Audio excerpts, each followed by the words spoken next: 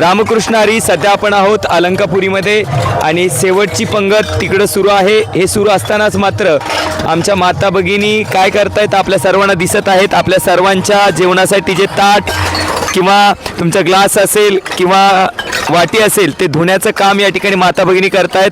प्रत्येकजण स्वतः धुतच आहे, परंतु त्याचबरोबर त्याला परत एकदा व्यवस्थित धुण्याचं काम आपल्या मनाने करतायत. त्यांना सांगितलं सुद्धा नव्हतं की आपल्याकडे ही सेवा उपलब्ध आहे आणि तुम्ही ती करू शकतात.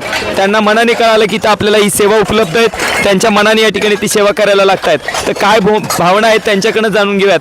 ताई, काय वाटतंय, कसं वाटतंय सेवा करताना तुम्हाला? इतकं छान वाटतंय, कारण की नाही ही सेवा करणं म्हणजे भाग्यच लागते.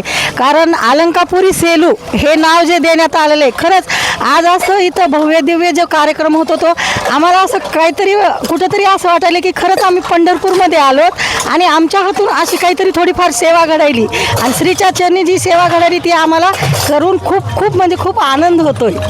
अगदी बरोबर आहे. म्हणजे त्यांचं असं फिलिंग आहे की आम्हाला या ठिकाणची सेवा करण्याची संधी भेटते, हे आमच्यासाठी भाग्य आहे. आणि त्यामुळं त्यांच्या चेहऱ्यावरती पाहिलं असेल हास्य आहे आणि त्या हास्याने त्या ठिकाणी त्या आपल्याला दिसू येते आणि त्या हसत हसत ती सेवा करतायत. काय म्हणतात आहे, कसं वाटतंय तुम्हाला? खरं सांगायचं म्हणजे न भूतो न भविष्यती असा सोहळा परत नंतर होईल ना होईल, परंतु आमच्या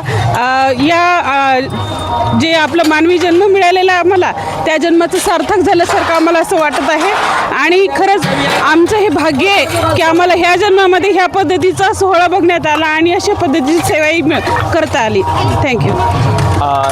आपणही हा व्हिडिओ आपल्यापर्यंत पोहोचला असेल तर आपल्याला ही विनंती की या अलंकापुरीमध्ये म्हणजे आपल्या मयुरी पार्कमध्ये आपल्याला जर एखादी सेवा करता येईल तर त्या सेवेसाठी आपण सुद्धा निश्चित प्रयत्न करावा.